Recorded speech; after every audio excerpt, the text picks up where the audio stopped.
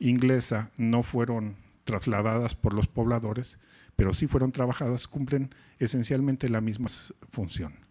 Hay una monolito que tiene una lasca que, observada desde piedras que fueron agrupadas por esos antiguos pobladores, forma con la montaña del fondo una mirilla, y por esa mirilla sale el sol en los equinoccios.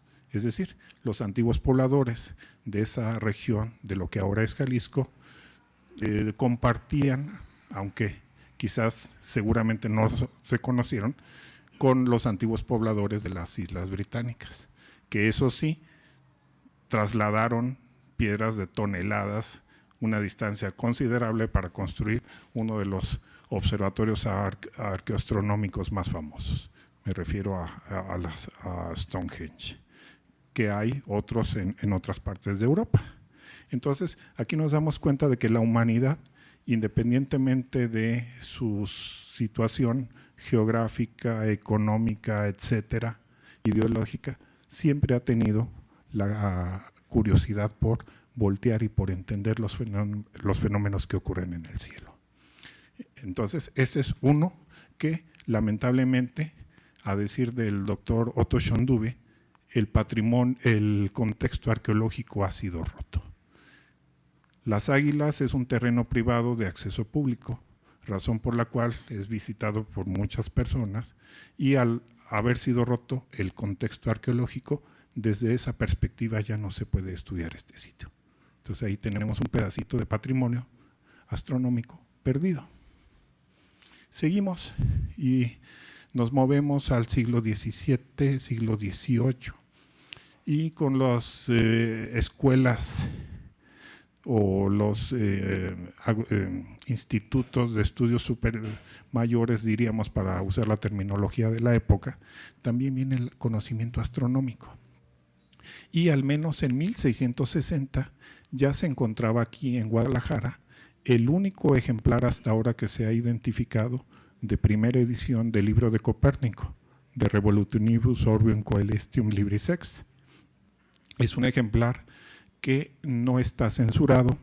¿Por qué digo esto? 1660 en Guadalajara. Este año cumplimos 500 alegres años de que en marzo de 1616 un edicto papal incluye la obra de Copérnico en el índice de libros prohibidos, con la categoría de prohibido más no expurgado. ¿Qué quiere decir esto? Que se podían poseer ejemplares del libro de Copérnico siempre y cuando se hicieran censuras en capítulos o en secciones específicas del libro.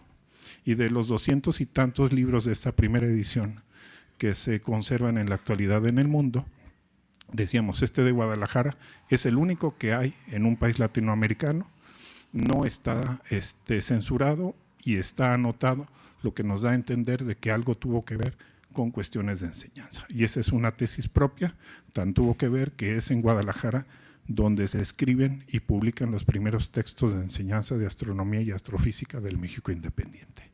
Entonces aquí voy a hacer una primera recapitulación. Hablábamos de patrimonio en términos de objetos, lugares y prácticas. Y unos objetos que nos dan cuenta del saber son justamente los libros.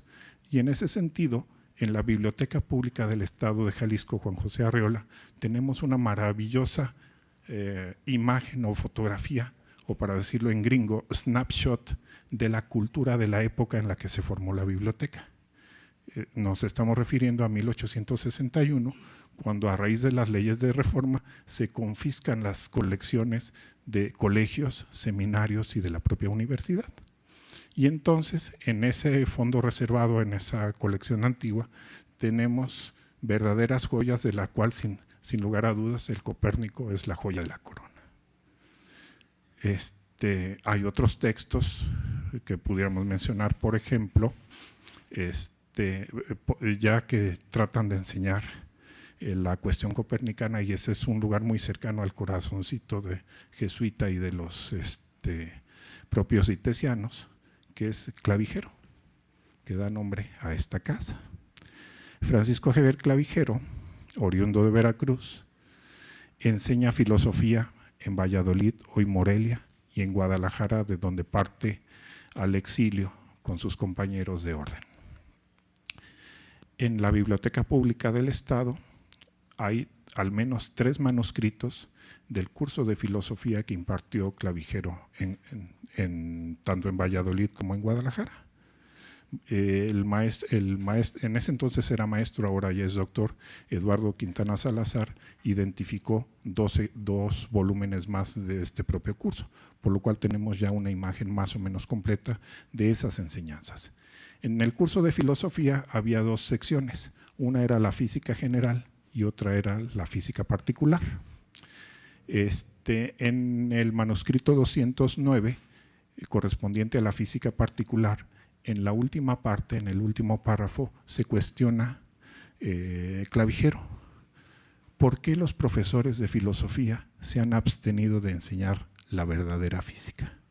¿Por temor al escarnio o por respeto a los mayores? ¿Cuál era esa verdadera física? Pues no otra que el sistema copernicano, la física de Newton. Hay un párrafo sobre el sistema copernicano. Estamos hablando de 1760 y tantos. Todavía estaba vigente la prohibición de enseñar el copernicanismo. Otra parte de patrimonio que, si bien no está perdido, no está bien difundido. Nos movemos a los espacios. El 2 de abril de 1889 se inaugura el Observatorio Astronómico y Meteorológico del Estado de Jalisco. De los planes da cuenta el gobernador del estado, Ramón Corona, aunque sabemos que el 11 de noviembre se le cruzó Primitivo Orrón. Por tanto, a quien le corresponde informar que en efecto se inauguró el Observatorio del Estado fue a un gobernador que era bastante culto, científico inclusive, Mariano Bárcena, que no Bárcenas. Mariano Bárcena da cuenta de que se había hecho esa inauguración. 2 de abril de 1889. Funcionó en el antiguo Colegio de San Juan en un principio, aunque desde por lo menos 1894 ya tiene instalaciones ampliadas en extramuros, diríamos, para usar los términos medievales, de Guadalajara, en la colonia West End, por lo menos desde 1894. Según constan libros y registros. Ese observatorio del Estado estuvo funcionando. Hay una curiosa nota, que se las debo, pero la pueden ustedes buscar, de 1919 del Informador, donde la noticia astronómica de un fenómeno que se observó desde el Observatorio del Estado, valga la expresión, le ganó saben muy bien los de periodismo y medios de comunicación que la nota no era de 8, pero estaba cercana a la de 8, fue la nota astronómica, le gana a la nota política, que era el encarcelamiento del general Guajardo, que tuvo que ver con la muerte de Zapata. Es una curiosa portada del Informador. Otro pedacito de patrimonio. Ese sitio desapareció. Tenemos dibujos originales de lo que pudo haber sido ese observatorio en la Escuela de Ingenieros del antiguo Colegio de San Juan, después Cine Variedades, actualmente Larva. Además de este observatorio que digamos era el oficial, hubo un observatorio particular que durante mucho tiempo se conoció como el Observatorio Astronómico de Guadalajara. Estaba sito en las azoteas de la casa del ingeniero Gabriel Castaños, a quien le debemos los proyectos de traer agua a Guadalajara desde los lejanos Colomos. Gabriel Castaños, que era un entusiasta de la astronomía, que había estudiado en Bélgica, uno de sus profesores fue Chatelet. En ese observatorio determina la longitud de Guadalajara, pero también junto con su sobrino, Carlos F. de Landero, por cierto, abuelo de un conocido médico de señoras y señoritas, don Gabriel Ayala y de Landero, observaron el tránsito de Venus de 1882 En la Ciudad de México, en el Observatorio Astronómico Nacional, no pudieron observarlo porque estaba nublado. Hay reportes de Guadalajara que fueron publicados una semana después en el Boletín de la Sociedad de Ingenieros de Jalisco. Ese observatorio también se perdió y tampoco hay una triste placa que nos diga que ahí se determinó la longitud de Guadalajara y se observó el tránsito de Venus de 1882. Estaba en la calle de San Francisco número 9. San Francisco, hoy 16 de septiembre, esquina López Cotilla. Un observatorio muy peculiar que se inauguró o que se dedicó o se bendijo, para decirlo como dicen los documentos, en 1904, se estableció en el novísimo edificio del Seminario del Señor San José. Ese observatorio fue conocido a nivel mundial, tanto así que desde el lejano Imperio Austrohúngaro solicitan sobretiros del Boletín Eclesiástico y Científico del Arzobispado de Guadalajara. Por ahí hay una fotografía que está en el artículo que les compartimos. También se perdió. Porque, bueno, ¿qué pasó? El 8 de julio de 1914 llegan las tropas constitucionalistas, toman el edificio y recién lo acaban de liberar hace poco, aunque no con un fin muy loable. Me refiero al edificio que durante muchos años conocimos como el de la 15ª Zona Militar, que había sido dedicado como seminario en 1903. Otro observatorio que afortunadamente todavía existe son las instalaciones que ya habíamos hecho referencia en la colonia West End, el Observatorio Astronómico y Meteorológico del Estado, que hacia 1921 queda a cargo del presbítero Severo Díaz Galindo.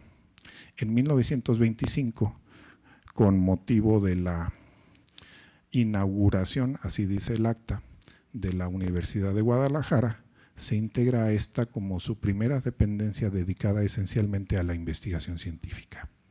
Para 1947 cambiaría su nombre al actual de Instituto de Astronomía y Meteorología.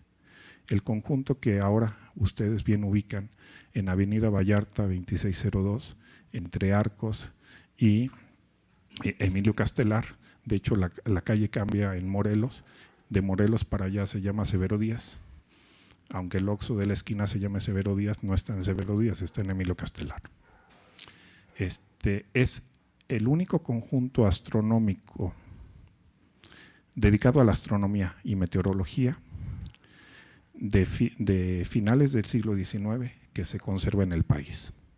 Está más o menos conservado. ¿Qué quiere decir esto? Está el edificio principal que a raíz de una super lluvia de 1984 amenaza caer. Hay una primera remodelación que le agrega un segundo piso, se hace un salón y se hacen cubículos.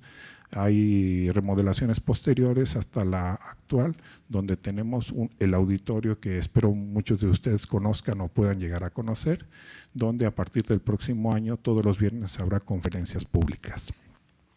Y la zona de arriba, que son cubículos. También tiene el abrigo del telescopio del anteojo meridiano, es decir, una especie de reloj astronómico. Ese necesita alguna remodelación para que el techo nuevamente tenga funcionalidad. Y está lo que en 1956 se dedicó como el Observatorio Popular, que es una casetita ubicada en la actual zona de estacionamiento del instituto. Ese sí está completamente funcional con un telescopio moderno. Y por supuesto la torre del telescopio principal o telescopio de investigación, que en su tiempo fue financiado por el propio bolsillo del padre Díaz. Un anteojo inglés de 6 pulgadas refractor, que también necesita una ligera mantenimiento. Sería funcional, aunque por supuesto el cielo para fines astronómicos, ya sea de investigación por supuesto, ya se ha perdido, toda vez que estas instalaciones están engullidas por la ciudad.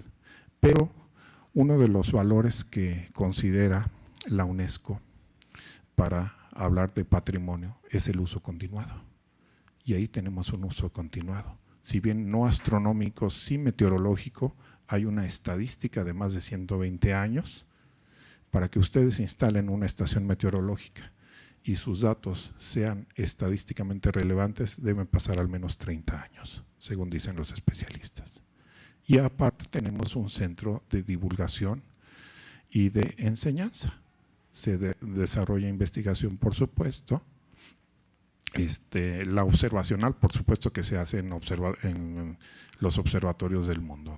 Los compañeros astrónomos tienen uso de telescopios en cualquier parte del mundo, como se habrán podido dar cuenta de nuestro pasado coloquio internacional de astronomía que se desarrolló en la FIL. Entonces, creo que ya me estoy acabando el tiempo y mencionaría que para considerar el patrimonio astronómico en nuestro estado de Jalisco hemos perdido algo, tenemos muchas cosas que podemos rescatar y revalorar y difundir, sobre todo. Patrimonio que no se conoce se pierde. Y con esto pues agradezco su atención y creo que pasamos a la parte del café, ¿no?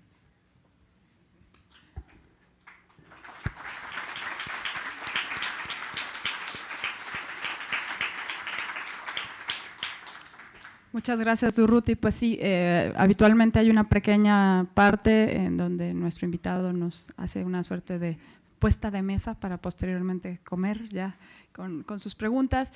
Esta noche la Oficina de Diplomados junto con el Departamento de Matemáticas nos invitan a tomar una copa para seguir platicando sobre este tema. Entonces, si gustan pasar, en 5 minutos retomamos la sesión. Gracias.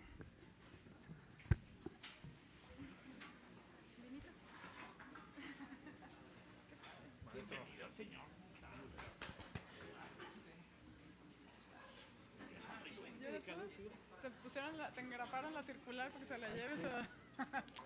No sé qué es, Maya, ¿tú qué ves?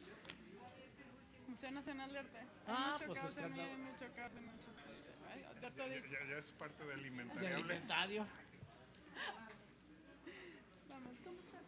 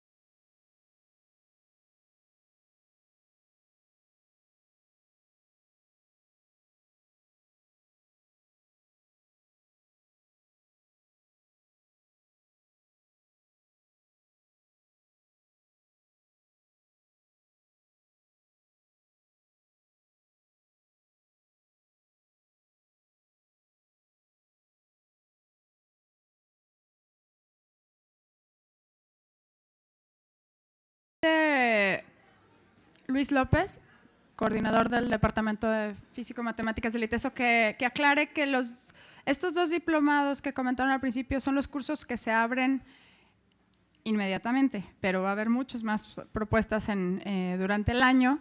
Él, que está aquí, trae información de todo lo que se va a estar ofreciendo, por si alguien quisiera acercarse y preguntar un poco más. ¿Sale? Todos ustedes sé que conocen más o menos la dinámica del café, saben que estas sesiones se graban en audio y se colocan posteriormente en nuestra página web. Y también desde hace ya unos meses, desde septiembre, estamos transmitiendo vía streaming. Entonces, les agradeceríamos muchísimo que todas sus preguntas las hagan a micrófono. Eso además nos ayuda a seguir un orden y respetar la palabra. Entonces, bueno, pues sí, les agradecería muchísimo eso. Y bueno, pues adelante, quien quiere. Andrea, mi compañera, va a estar pasando el micrófono. Gracias. La Universidad de Sinaloa hizo una copia facsimilar de un evento de una expedición que venía de Francia para ver el tránsito de Venus, no recuerdo hace cuántos siglos, y todavía no había ferrocarril, está en francés, y lo rescataron de por allí de Veracruz. Es el relato de esa expedición desde Veracruz a caballo y todo eso. Hay una cosa curiosa, el tiempo que les llevó de la Ciudad de México aquí a Guadalajara fue de 10 días, algo así. Y seguramente Guadalajara tuvo noticias de ese evento a nivel mundial y rumbo a la Baja California, a la extremidad sur. Y enviaron otras expediciones a otras partes del mundo, pero en ese lugar se dio completo el tránsito de Venus. Y es un libro sumamente interesante y es otro documento que se suma a esta historia. Eso no está perdido. Por supuesto que no hay, de ese en particular hay una traducción al castellano que se editó en edición del autor, uno de los investigadores, Álvarez, si no me falla la memoria, del Instituto de Astronomía de la UNAM en Ensenada. Hay una edición como de 500 ejemplares, pero hace algún tiempo me solicitaron revisar una traducción que hizo un profesor del CUAT. Entonces, estén atentos o pregunten a las autoridades del CUAT si van a hacer la edición de la traducción de esa expedición de Chaps de Hauteroc, que por cierto fue más o menos trágica en el sentido de que falleció, pero sí logró observar y logró publicar, más bien sus notas se salvaron y tan se salvaron que está esta edición que menciono de la expedición de Chaps de Hauteroc. Durruti, buenas noches. Luis. Nada más 2 datos, sí. El ejemplar, este es muy corta, el ejemplar que dices de la obra de Copérnico está, ¿te entendí bien, en la Biblioteca Pública del Estado? En la Biblioteca Pública del Estado de Jalisco, Juan José Arreola, en los fondos históricos. Dada su naturaleza, no es incunable, le sobran 43 años, pero sí es un libro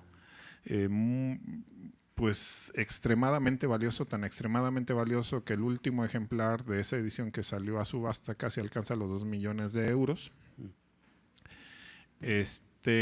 Hasta antes de que la biblioteca se mudara del Agua Azul a Belénes, estaba libremente consultable la versión digitalizada en muy buena resolución. Además hubo una edición no muy grande en CD, entonces igual si ustedes propician de que se haga otra edición de ese CD o incluso una edición facsimilar, digo, ahora que estamos en esas posibilidades editoriales maravillosas. Por ejemplo, no he mencionado aquí, pero no propiamente de Jalisco, hay una colección que es, desde el Centro de Investigaciones Interdisciplinarias en Ciencias y Humanidades de la UNAM, ha auspiciado la doctora María de la Parra Moslara, una de las grandes investigadoras en cuestiones de historia de la ciencia de nuestro país. Se llama algo así como Bibliothecae Mexicanorum Scientificarum. Les debo, mi latín es horrible. Y hasta el momento han editado el primer texto científico versión facsimilar, que es el sumario compendioso de las cuentas y todo lo demás del título se los debo, de 1500 y algo, y también el primer libro de física que se publicó en el Nuevo Mundo, que es la Física Speculatio de Fray Alonso de la Veracruz. De hecho, estamos en conversaciones desde hace algunos años, todavía no lo hemos concretado, pero una idea es de que en esta biblioteca, en esta colección, se publique el manuscrito 209 de Clavijero. Bueno, mi pregunta iba de que si se puede ver, se puede uno acercar, está resguardado. Si eres investigador, sí. Solamente público. Decía que hasta antes de que se mudara la biblioteca a Belénes, estaba de libre acceso en internet. Parece ser que en el sistema nuevo ya es intranet, entonces tienes que estar ahí en la biblioteca para consultar la versión digital, o si no, conseguir el disquito o propiciar que se haga una reedición de este disquito. Pero el ejemplar físico uno el lo ejemplar puede ver. físico ahí está. Si eres investigador lo puedes ver. Ok. Y la otra pregunta ya más relacionada con el patrimonio, ¿qué ha pasado? Ojalá que la respuesta sea positiva, pero si no hay que afrontarla, ¿verdad? Con el observatorio y el telescopio de la primavera. Bueno, hay ¿cuál de los dos telescopios de la primavera? Y hay dos observatorios en dos primaveras. Bueno, Cuxpala fue un proyecto que arrancó en 1984. Está más o menos terminado. Hay algunos problemas técnicos en la cúpula. El telescopio es uno que se adquirió gracias a un programa que auspició el doctor Arcadio Poveda de la UNAM. Él tenía la idea de que todas las universidades públicas tuvieran al menos un telescopio medianamente decente. No es muy grande, pero sí es del tamaño con el que se hace la mayoría de las tesis doctorales observacionales. Son 62 centímetros en su espejo principal y es un espejo y es una óptica tipo Ritchie-Chrétien, es decir, de las más o menos modernas. Han estado trabajando en la rehabilitación y puesta en marcha de ese observatorio el doctor Eduardo de la Fuente Acosta y el doctor Gerardo Ramos. Esperamos que muy pronto ya esté completamente funcional. ¿Por qué decía cuál de los dos observatorios? El año pasado quedó completamente funcional, ya trabajando bastante bien, aunque no hubo, digamos, una inauguración así rimbombante, el Observatorio Astronómico Robotizado en la primavera, pero en el club de la UDG, es decir, un camino más accesible, más amigable de llegar. De hecho, para esta Feria Internacional del Libro se había planteado una trivia con premio de visita al Observatorio Robotizado del Club La Primavera. Entonces, contactos en el instituto con el doctor Gerardo Ramos Larios, que es el responsable del Observatorio Astronómico Robotizado. Buenas noches.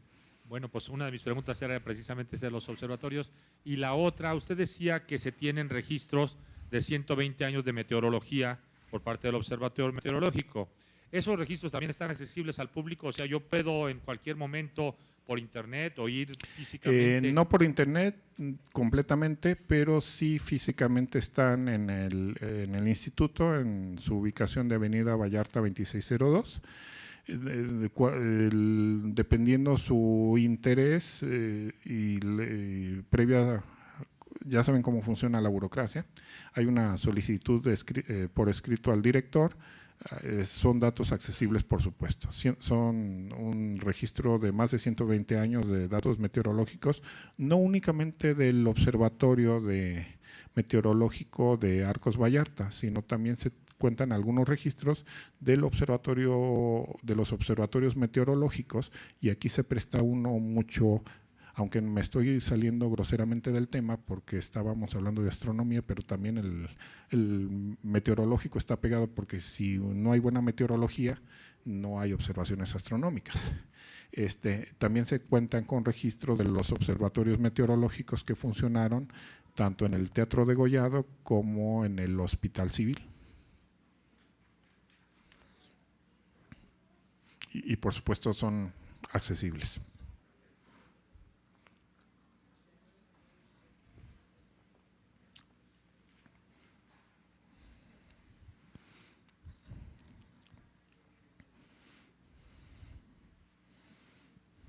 Hola, buenas noches. Buenas noches. Me llamó mucho la atención el conocer de todos estos lugares históricos de nuestra ciudad que pues poseen marcas únicas, ¿no? de observatorios antiguos y que nos ha mencionado usted que se han perdido. Tengo la curiosidad de saber a qué se debe esto. Se supone que tenemos una gran tradición en la ciudad de gentes que estuvieron desde muchos años atrás interesadas en la astronomía, en la meteorología, y aún hoy en día existen grupos o agrupaciones que trabajan en ello. ¿A qué se debe entonces que se haya descuidado o perdido estos importantes lugares? Bueno, son las circunstancias de cada época. No tenemos una clara conciencia del valor de la ciencia en nuestro país en general y en el estado en particular. El mejor ejemplo de ello es la desaparición del planetario. ¿Cómo se explica a ustedes que en Ciudad del Carmen haya un planetario, que en Morelia haya un planetario, que en cualquier ciudad que ustedes me mencionan hay un planetario y en Guadalajara no? Para hablar de la parte astronómica de divulgación, hablemos ahora de la parte astronómica de investigación. El propio Observatorio Astronómico Nacional, que se estableció en un principio en Palacio Nacional, después en el Castillo de Chapultepec, luego en Tacubaya. De Tacubaya, que fue un edificio especialmente diseñado, pues ya no existe nada, solo fotografías y los vitrales que se conservan en los pasillos del Instituto de Astronomía de la UNAM. Entonces no tenemos esa conciencia de preservar las cuestiones relacionadas con la ciencia. Quizás estamos muy preocupados en la historia de la política, de la economía o de lo que ustedes quieran, pero no de la ciencia. Y esa no preocupación o no interés es el que propicia, como he mencionado, la pérdida de ese patrimonio. Y entonces tendremos que prevenirnos de que no vuelvan a otorgar el premio a la conservación del patrimonio arquitecto Enrique Zambrano Villa. Buenas noches, tengo dos preguntas. La primera es, si existen propuestas, ¿cuál es su propuesta para revivir estos patrimonios ya olvidados? Y la segunda, la astronomía últimamente aquí en Guadalajara ha tenido una moderna efervescencia en relación como lo que fue la IAC y el coloquio en la FIL. Me pude percatar de que las salas se llenaban, eran eventos que acudía mucha gente. Entonces hay como un nuevo interés. ¿Y cuál sería su propuesta para revivir, o sea, esta ciencia en Guadalajara o en Jalisco e impulsarla a casi tener la sede nacional aquí? Bueno, si tú revisas la historia tanto del Observatorio Astronómico Nacional como la historia de aquí de Jalisco, no son muy dispares. Tendríamos que preguntarnos qué sucedió aquí que no tuvimos un desarrollo como sí lo tuvo la Ciudad de México, al grado de expandirse a Puebla, a Ensenada, a Morelia. Aquí digamos que estamos recuperando un poco el tiempo que no sabemos muy bien cómo perdimos, o a lo mejor sí lo sabemos, pero por respeto a los ya muertos no lo decimos, ¿sí?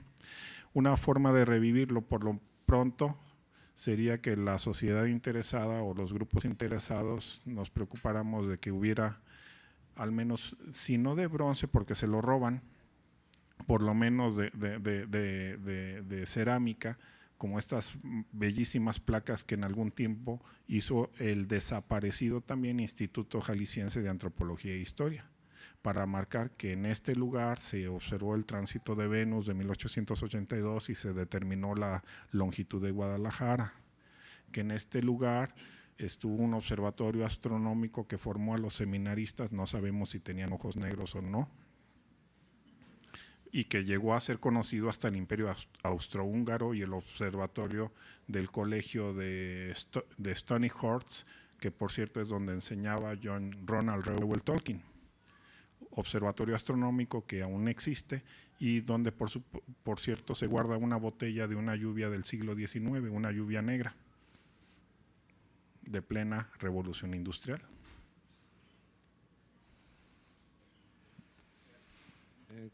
¿Qué tal, Durruti? Yo tengo pues varias preguntas. Pues, la primera es el observatorio que estuvo en lo que ahora es el Larva. Fue el primero entonces que se tengan registros, y el equipo que tenía, o sea, tenían telescopios de más o menos de qué tipo, y también mencionaste que había dibujos. ¿Dónde se pueden consultar? Bueno, hay un dibujo del proyecto para ese observatorio que se encuentra en el archivo histórico de la Universidad de Guadalajara, de puño y trazo del ingeniero Gabriel Castaños. Hay una fotografía, pero no la he identificado muy bien, de no muy buena calidad, en la portada de un folleto del padre Severo Díaz que se llama Estudios Meteorológicos. Ahí el padre Díaz, al referirse a los espacios donde se cultivó la meteorología, quiero hacer aquí una observación importante. Hay tanto observatorios astronómicos como meteorológicos, o incluso mixtos, como es el caso de las instalaciones del conjunto arquitectónico de Avenida Vallarta. Entonces, por eso puede haber muchas confusiones. Entonces, en este folletín del padre Severo Díaz aparece el observatorio del antiguo Colegio de San Juan. Tendríamos que averiguar en la colección fotográfica que está rescatando la maestra Glafira Magaña del Archivo Histórico de la Arquidiócesis, si hay alguna otra imagen de esos observatorios del Colegio de San Juan, tanto el astronómico como el meteorológico. Ok, gracias. Una última. También mencionaste que el Informador en 1919 publicó, pero ¿qué publicó? Publicó que fue hermoso el fenómeno astronómico que se observó ayer. ¿El eclipse? No, era una alineación. Ah, ok. De hecho, viene la nota en es como la 1, 2, 3, como la cuarta columna, abarca 3, de la cuarta a la séptima columna, si no me falla la memoria. No es la noticia de 8 columnas, pero sí por lo menos de 3 de las 8 columnas. Ok, más o menos. Y como decía, le ganó a la nota política del encarcelamiento del general Guajardo. Okay. Y tiene un anexo, lo tengo en PDF. Si te interesa, pues te lo puedo hacer llegar. Gracias. Sí, sería todo. Gracias.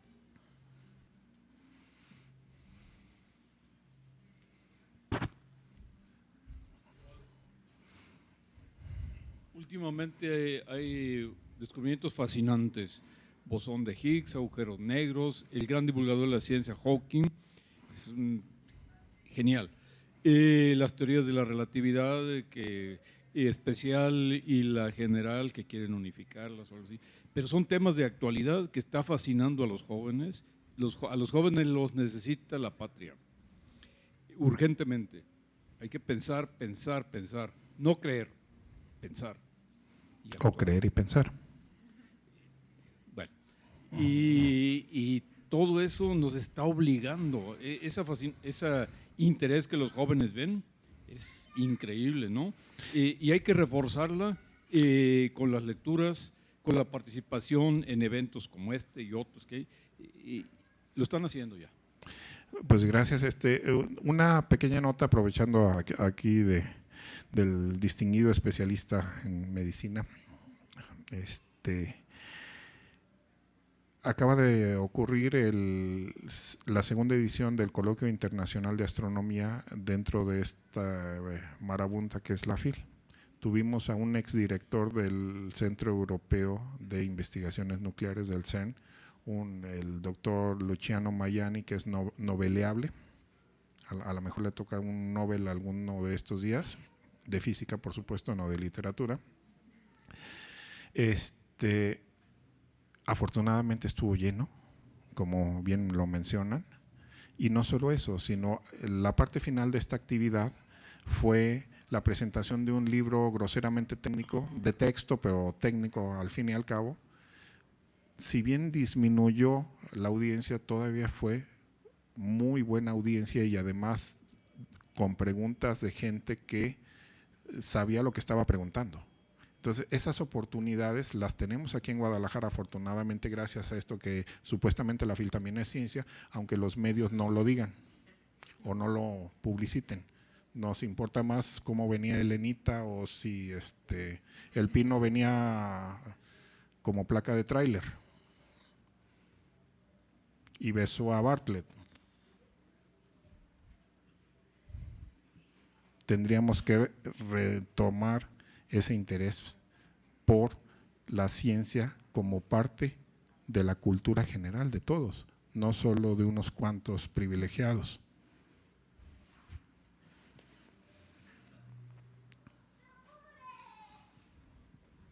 Buenas noches, gracias por la charla.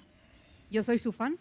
Gracias. Lo sigo por la radio y en algunas charlas. La inquietud es, todos los que saben, como usted, los científicos o los intelectuales, ¿qué peso tienen para no permitir que estos lugares… Es muy lamentable lo del planetario, o sea, es así como, para mí es muy doloroso eso. Aprovechen porque quien fue presidente municipal cuando desapareció sigue de regidor, exíjanle. Pues yo creo que es algo no solamente de unos cuantos, pero de los que tienen voz, ¿qué hacen para que esto no siga, no suceda? ¿Cómo se organizan? Porque decir ya no existe, pues es muy lamentable. Bueno, para eso falta presupuesto y voluntad política. Entonces aquí tendremos que preguntarnos cuáles son los mecanismos para que los políticos o los que tienen la decisión de cómo se usa el presupuesto lo usen adecuadamente. Una noticia más o menos buena en este mare magnum, bueno, en esta cuestión fastuosa que será el Centro Cultural Universitario, ya se colocó la primera pieza que no piedra de un museo de ciencias ambientales. Aparentemente una parte del proyecto tiene que ver con el cielo, por un lado. Por otro lado, se habla de de centro universitario más allá de Jauja, que pueda albergar un planetario. Si bien la cuestión hay muchos planetarios que funcionan muy bien en el ámbito universitario. En su tiempo, lo que fue el Centro de Ciencia y Tecnología Planetario Severo Díaz Galindo, se pensó como algo de la sociedad tapatía, y la sociedad tapatía son todas las instituciones de educación superior, no una sola universidad. Hubo un patronato que funcionó muy bien, tan funcionó bien, más o menos, que nos dejó, digamos, la biografía canónica de Severo Díaz, aunque ya no con el sello editorial del Ayuntamiento de Guadalajara. Entonces, en ese sentido, como sociedad, como grupos organizados, colegios de profesionistas, universidades, pues hacer que quienes dicen cómo se gasta el dinero, lo gasten adecuadamente. No lo gasten, lo inviertan, porque finalmente los espacios para enseñanza, para divulgación, benefician a toda la sociedad, no a unos cuantos. Preguntémonos qué espacio tenemos como ciudad o como zona conurbada, como quieran llamarlo los especialistas, para conocer de ciencia si no nos dedicamos a la ciencia. El trompo mágico tiene un espacio o un público muy definido. Paleontología es un espacio maravilloso pese a sus limitaciones. ¿Qué más tenemos para conocer de ciencia en Guadalajara? ¿El planetario abandonado es rescatable? Tendrían que decirlo los especialistas. Ahí hay mantos freáticos a no mucha profundidad. El espacio fue maravilloso. De hecho, muchísimo más grande que el primer planetario que tuvo el continente americano, que aún funciona, que es el planetario Adler de la ciudad de Chicago. En este planetario está una de las colecciones más maravillosas de objetos y libros que tienen que ver con la astronomía. Hay un instituto de historia de la astronomía y participan cada 2 años en los talleres, en el taller de historia de la astronomía en colaboración con la Universidad de Notre Dame. Entonces, es solo un pequeño ejemplo de lo que un espacio dedicado a ciencia puede aportar, no únicamente a la comunidad que lo alberga, sino incluso a visitantes externos como un tapatío que va a averiguar sobre textos novohispanos que tienen ahí. es el de la voz.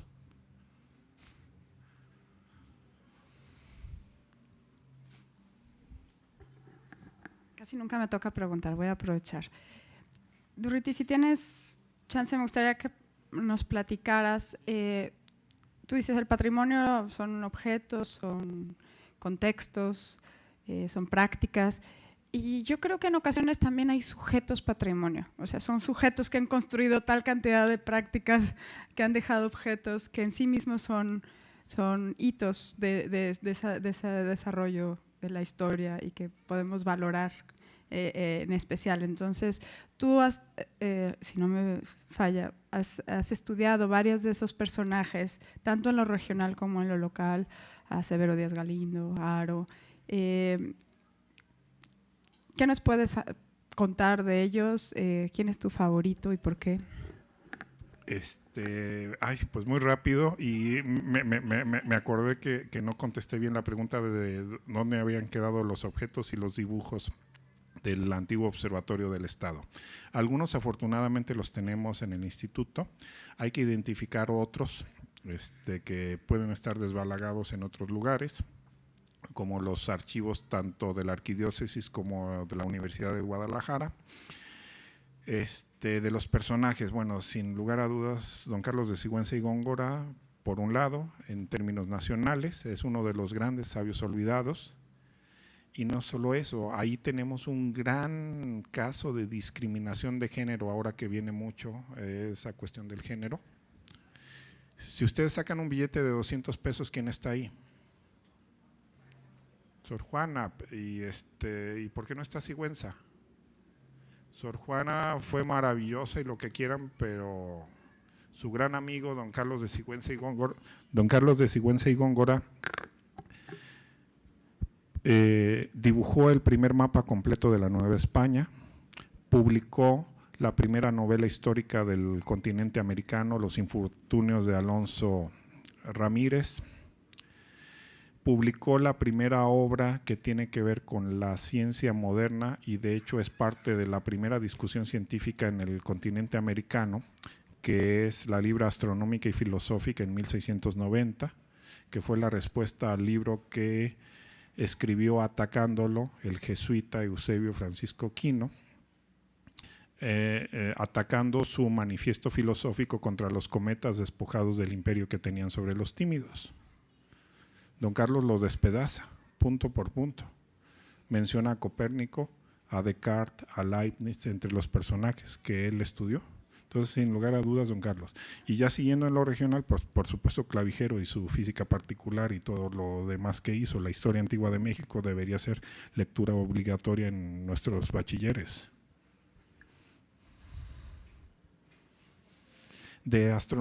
Justamente de astronomía, del doctor Guillermo Haro, es otro de el padre de la astrofísica moderna en México. De mujeres, una maravillosa que es la primera astrónoma, o más bien el primer astrónomo con doctorado en México fue Paris Pişmiş, de Turquía, que llegó a México vía colisión perfectamente inelástica con un estudiante mexicano con el que se casó, el doctor Félix Resillas. Se conocieron en Harvard, se casaron y se vinieron. La doctora Pişmiş formó a muchos de los astrónomos profesionales de México. De ella hay un pequeño volumen que se publicó en inglés, lamentablemente, o sea, no tiene una amplia difusión ni tampoco un tiro salvaje. Entonces son esos grandes personajes que han construido el conocimiento desde nuestro país y desde nuestro estado, desde nuestra ciudad. Y por supuesto, el gran sabio olvidado, otro de los grandes, que no está tan olvidado gracias a un gobernador que sí era culto, tan culto que tuvo una maestría en filosofía por la Universidad Nacional de México. Me refiero a Agustín Yáñez Delgadillo, que dejó una estatua en la calle del Liceo de don Agustín de la Rosa y Serrano, donde dice por ahí: sabio y benefactor. Palabras muy escuetas para describir la riqueza de lo que nos dejó el padre de la Rosa o el padre Rositas. no únicamente en ciencia, también en teología, también en cuestiones de sociedad, de educación. Él se agarra, no del chongo, pero sí de la borla doctoral con otro Agustín, Rivera y San Román, del cual nos escribe gratamente la recordada maestra en Historia de México y madre mercedaria de Berris, Áurea Zafra Oropesa.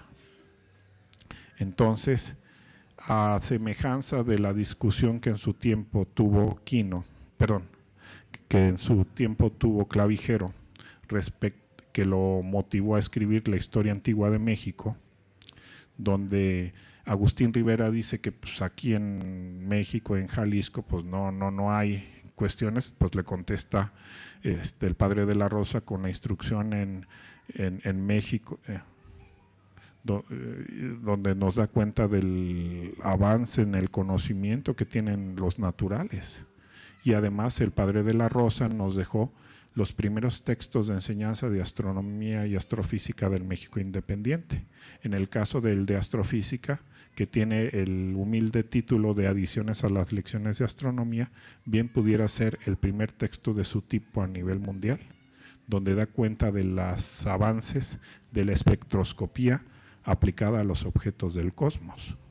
También nos dejó unas lecciones de trigonometría plana y esférica con aplicaciones a la astronomía, y afortunadamente ya encontré un ejemplar que estaba desbalagado del Tratado de la Luz. Y este fue otro descubrimiento maravilloso en la biblioteca, tanto en el archivo histórico de la Arquidiócesis de Guadalajara como en la biblioteca pública. El Tratado de la Luz, por su título, nos refiere como posibles influencias a René Descartes. René Descartes publica un Tratado de la Luz. Bueno, él no alcanza a verlo publicado, deja el texto. Estaba todavía muy caliente la cuestión de la Inquisición y de las prohibiciones, y como buen católico Descartes pues, deja para despuesito la publicación del Tratado de la Luz. Se publica póstumamente. Entonces uno pensaría, si el padre de la Rosa, como un personaje ilustrado y muy bien formado aquí, era doctor en Sagrada Teología por la Nacional Universidad de Guadalajara, publicó un Tratado de la Luz, ¿habrá leído a Descartes? Contrasto el libro de Descartes, una edición moderna, y el Tratado de la Luz. Nada que ver. Descartes todavía estaba inmerso en el escolasticismo, tratando de romperlo, a pesar de que fue uno de los precursores de la Ilustración, en tanto que las fuentes del Tratado de la Luz de Agustín de la Rosa son las lecciones de óptica de Newton. Newton nos deja en su óptica un texto de óptica, el Tratado de Óptica, las lecciones de óptica, que son las que cita Agustín de la Rosa y que él consultó, y además una serie innumerable de artículos en las Philosophical Transactions de la Royal Society de Londres. Pues bien, en el Fondo Histórico de la Biblioteca Pública del Estado Juan José Arreola hay un volumen que dice Omnia Óptica, toda la óptica, y en efecto es toda la óptica de Newton. Ese volumen, por la marca de fuego, sabemos que perteneció al seminario, es decir, es el texto que hojeó, bueno, no solo hojeó con H y sin H, sino estudió muy bien estudiado y nos lo dejó en un texto en español para los estudiantes. En su versión, el presbítero y doctor Agustín de la Rosa y Serrano, uno de los grandes sabios olvidados de nuestra ciudad.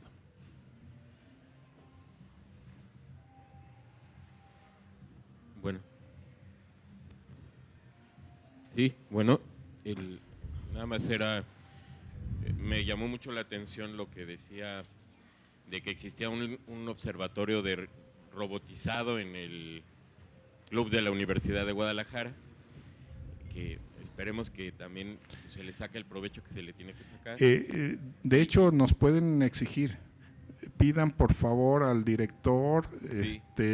Visitas de grupos escolares y con todo gusto los atendemos. Sí, pero creo que incluso debería ser más accesible el asunto ahí, porque justamente por ese tipo de burocratismo y de trabas que a veces ponen, es que no se accede tan fácilmente a estos lugares y debería de convertirse en un espacio público, no solamente para investigadores, sino crear incluso un espacio adicional que pudiera definir tanto lo que se está haciendo allí como para poder incluso acceder o hasta tomar incluso algún acercamiento hacia la investigación científica en vivo, como puede ser cuando uno va al instituto aquí en Avenida Vallarta, ¿no? Que yo he ido desde hace 20 años ahí y es muy accesible, pero hacia acá ya no es tan accesible y quizás a eso aleja. Yo ni sabía que estaba así la existencia de este lugar. Y tiene un año que está en funciones. ¿Perdón? Tiene un año que está en funciones. Exacto, entonces imagínate, lo tienen muy reservado allá y si hubiera más acceso, más hable, pues, esto de que la juventud se acerque sería un poquito más fácil.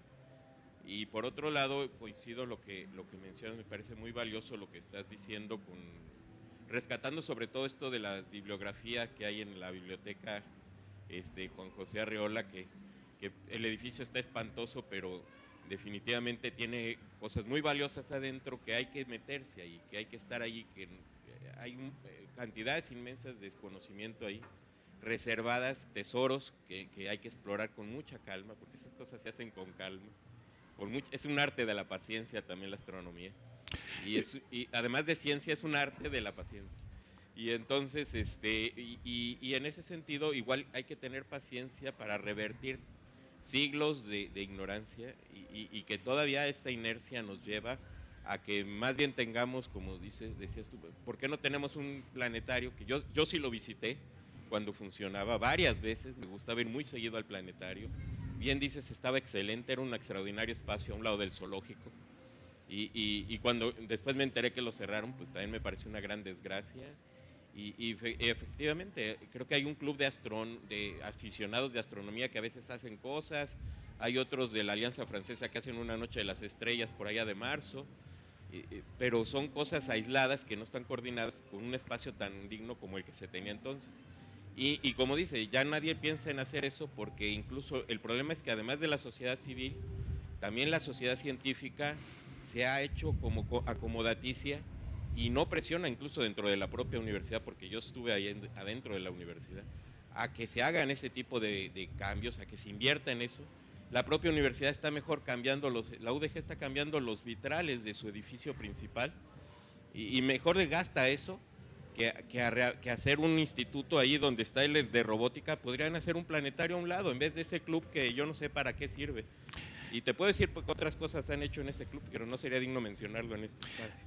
Y entonces, igual, falta presión también desde dentro para que los investigadores exijan, y junto con sociedad civil, que tengamos un espacio tan digno como el Planetario Severo Díaz Galindo, que pues, hasta un homenaje a una persona que se dedicó tanto a dar tanto y que se reivindicara todo esto. Podría tenerse hasta un museo donde hubiera todo lo que nos estás exponiendo, sería maravilloso, porque no existe, y en vez de eso se está invirtiendo en asuntos absurdos como pavimentaciones irracionales de calles o en trenes ligeros que no sé, que me parece que no tienen ningún objeto construir cuando se pudieron buscar alternativas más baratas, porque no se piensa, como dices, en invertir en eso, en la ciencia. Entonces creo que debemos de hacer conjunto el trabajo entre científicos y académicos con sociedad civil, porque si la sociedad civil sola no va a poder, si no tiene también que los científicos se empiecen a orientar hacia allá y también se tomen un tiempo para presionar hacia que las mismas universidades, el ITESO, la UDG y el gobierno del estado a través de sus respectivas secretarías inviertan en eso.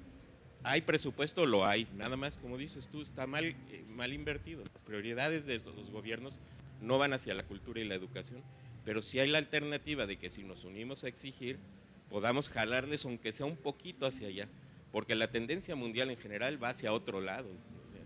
Y lo que pasó en Estados Unidos lo dice claro, si esos señores tienen un presidente así es porque no les gusta la cultura ni la ciencia tampoco.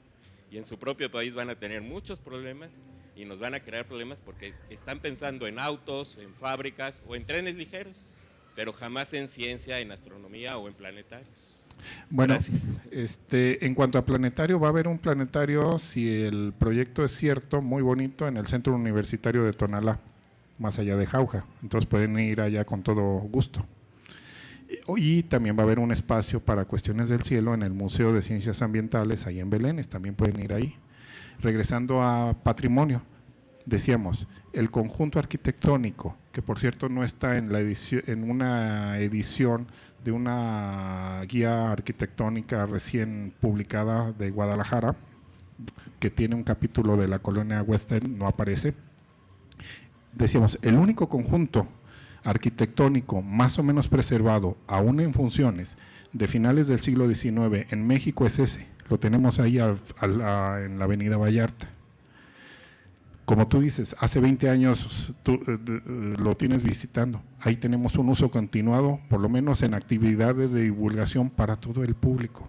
Si hay interés de parte de la comunidad. Como dices, a lo mejor algunas autoridades como que no carburan muy bien en algunas cuestiones, pero sí tenemos pues los deseos de que esta cuestión de preservación nos lleve a no solo a conservar esos espacios, sino a abrir espacios propicios. Y entonces, en el caso del observatorio robotizado, lo anunciamos hace un año en el Coloquio Internacional de Astronomía, Universo y Sociedad. En los medios no vi ninguna nota. No interesa a los medios la ciencia. Bueno, creo que sí a nuestra casa durante 10 años sí le interesa que están aquí. ¿Sí? ¿Qué tenía otro comentario sobre esos espacios y sobre la cultura de dar a conocer. Bueno, si gastaron 30 millones en un festival musical, pues no sé cuánto puedan gastar en una digna biblioteca o en otro espacio, si quieres, muy chiquito. Hay una casa que perteneció a Severo Díaz, que la dejó a la Benemérita Sociedad de Geografía y Estadística y que algo tuvo que ver con la continuación de sus funciones. Ese espacio durante algún tiempo fue caseta de policía, después semiabandonado, ahorita sigue como que semiabandonado, frente a una plazoleta donde está el único busto donde se recuerda a este jalisciense preclaro. ¿No podría hacerse una mini sala de lectura como funcionó durante mucho tiempo en la década de los 60? Según nos lo recuerda una tarjeta del Archivo Histórico de la ciudad de Guadalajara. Entonces, rescatar esos espacios, conservar y mejorar los espacios que tenemos.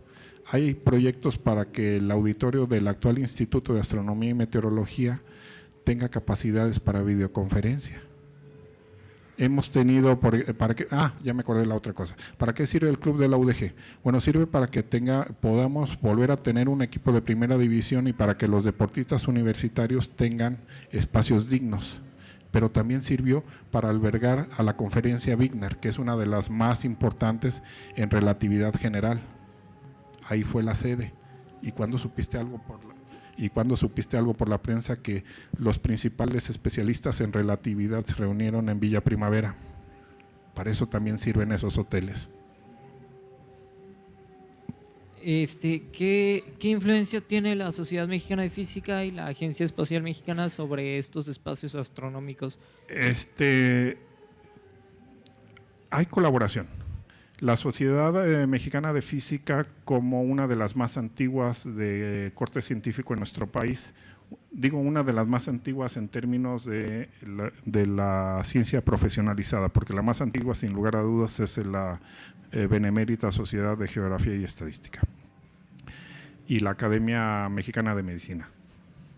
Son las más antiguas. Hay grupos interesados y si se acercan a la sociedad puede en algún momento gestionar. Las cuestiones espaciales, si bien están muy relacionadas, digamos que es la componente tecnológica, por supuesto que también nos interesa, pero ahí tendrían que desarrollarse centros especializados, ¿sí? Y bueno, tuvimos aquí el Congreso Internacional de Astronáutica. Una de las instituciones que asistió es una agencia muy peculiar de Naciones Unidas que yo le tengo mucho aprecio. Su nombre es algo así como de Relaciones del Espacio Exterior. Gracias a ellos yo pude conocer el Observatorio Astronómico de Honduras durante un taller de ciencia espacial básica. El tema de ese taller fue pequeños telescopios astronómicos y satélites para investigación y enseñanza. Entonces, yo creo que hay que acercarnos, como decía, a las agrupaciones. Mencionaban un grupo astronómico, en realidad son 2 o 3 si nos ponemos exquisitos. Es la Sociedad Astronómica Guadalajara, el Club Astronómico Orión y el Club de Astronomía, que funciona a medias en el propio Instituto de Astronomía. Tiene viva su página web, por lo pronto, pero en su página de Facebook. Pero entonces son esos espacios donde los interesados en astronomía pueden cultivarse, pueden juntarse con otras personas afines. Perdón. No, perdón. Bueno, precisamente comentando eso de que qué podrían hacer los interesados en la astronomía, existe la Sociedad Astronómica de Guadalajara, tiene página en Facebook, o sea, tiene una sección en Facebook, y son los que organizan la Noche de Estrellas en combinación con la Alianza Francesa y creo que también la Universidad de Guadalajara. Entonces ellos acaban de hacer la semana pasada una Noche de Estrellas allí en el Parque Metropolitano y lo hacen frecuentemente. Ellos tienen una reunión cada viernes en la noche en la Casa de la Amistad Internacional o en el Museo de la Ciudad o en su sede de Mariano Bárcena. Eso lo pueden ver en su página de Facebook, la Sociedad Astronómica de Guadalajara, SAG, ¿verdad? Y allí ellos inclusive les enseñan a construir telescopios y otras cosas. Y lógico, los ponen en contacto con el instituto, etcétera.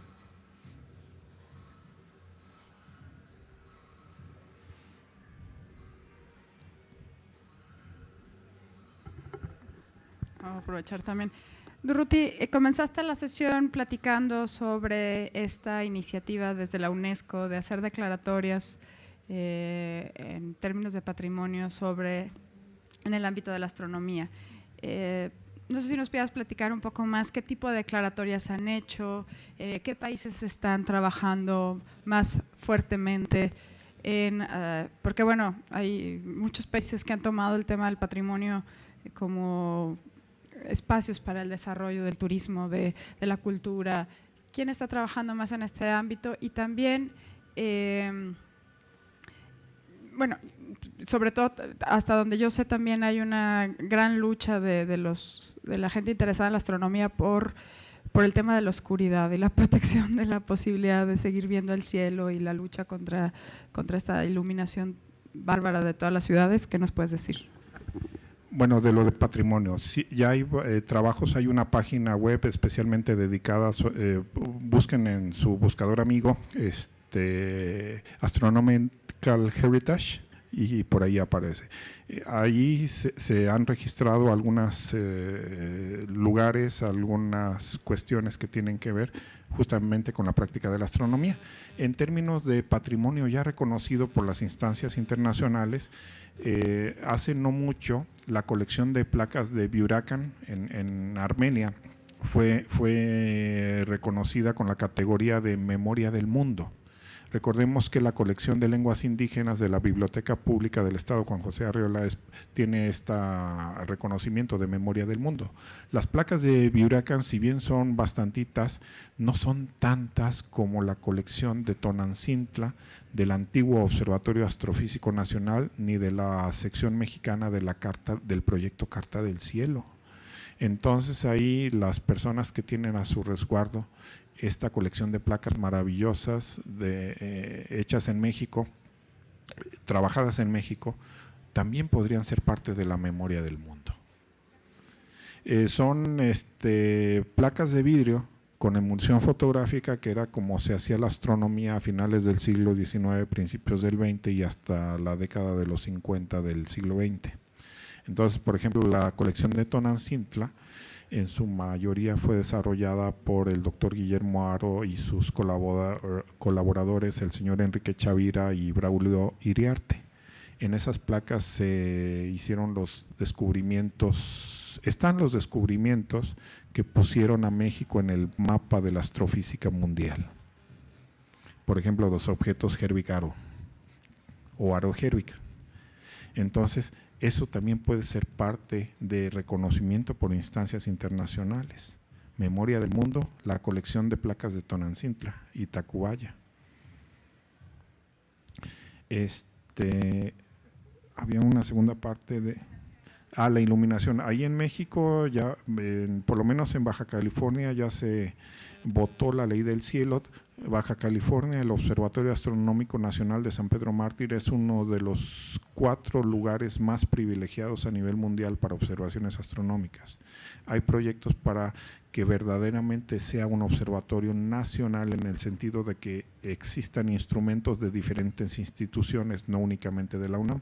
De hecho, ahí se habló de un proyecto en el que está involucrado la Universidad de Guadalajara, de un gran telescopio con espejo de 6 y cacho metros de diámetro en su espejo principal. La ley del cielo, que creo que ya a nivel federal también se está impulsando, no tiene otra función más que recuperemos el cielo de las ciudades. Ustedes en la ciudad voltean al cielo y ya no ven estrellas, o ven una muy brillante, o ven un avión, pero el cielo nocturno, los objetos que nos maravillaban a los antiguos pobladores del mundo ya no los observamos.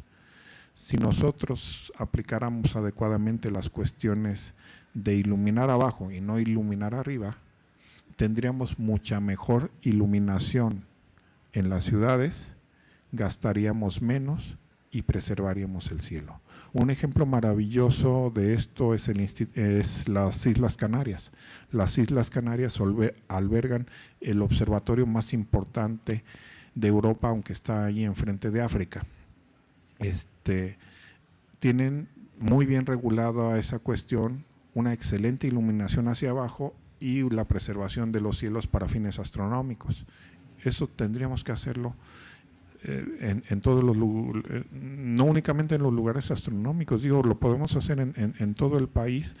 Ahorramos en consumo de energía eléctrica y recuperamos el cielo para que los estudiantes de primaria puedan entender lo que están leyendo en sus lecciones de ciencias naturales, si es que todavía las tienen. A veces me temo de que están extirpando todo el conocimiento de la naturaleza de la enseñanza básica y media superior.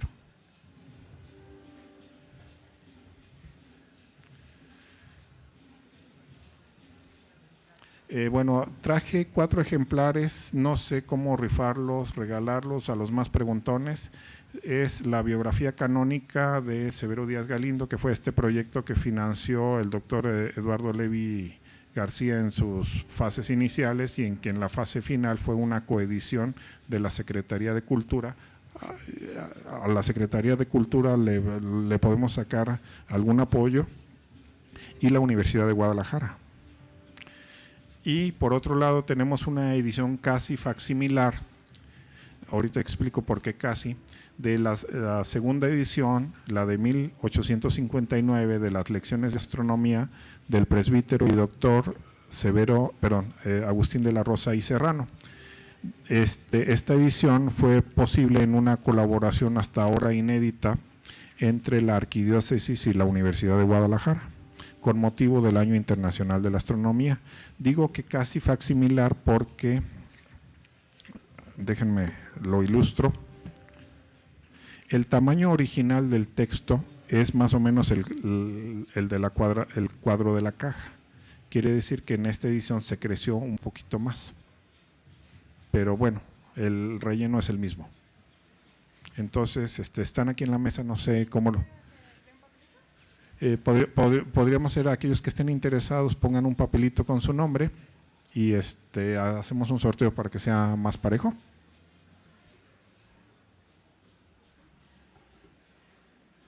Bueno, pues los que estén interesados pueden dejar una tarjeta, un papel, lo que quieran aquí, y ahorita encontramos una mano santa por aquí y hacemos la rifa. Pues bueno, nuevamente agradecerles a todos su visita a esta última sesión del Café Científico, concierto incluido. Involuntario, pero bueno, pues habrá que… buenísimo. Y bueno, también invitarlos, este jueves tenemos la posada tradicional aquí en la Casa Iteso Clavijero. Es una actividad abierta al público en general, desde el programa de patrimonio, en especial con su proyecto de tradiciones, para recuperar tradiciones. Entonces aquí habrá buñuelos, ponche, las piñatas ahí están. Entonces, bueno, pues aquí los esperamos a todos. Desearles unas muy lindas fiestas y los esperamos aquí el martes 7 de febrero. Recordarles que en enero ni ustedes ni yo estamos en condiciones para que haya algo medianamente inteligente el primer martes de febrero, pero para febrero seguro ya estaremos listos. Entonces, los esperamos aquí y muchísimas gracias, Durruti. Es un placer escucharte y muchas gracias a todos por su presencia. Hay también… Se me olvidó, para todos aquellos que han estado muy formalmente recuperando sus tarjetas por lo del participante, el asistente frecuente al café, hoy tuvimos un pequeño conflicto para hacer las tarjetas, pero vamos a considerar la lista de registro. Quien no se registró en las tablas, nada más hágalo y haremos la premiación el primer martes de febrero. Muchas gracias a todos.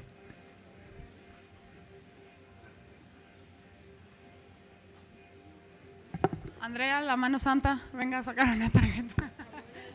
Déjala hecha.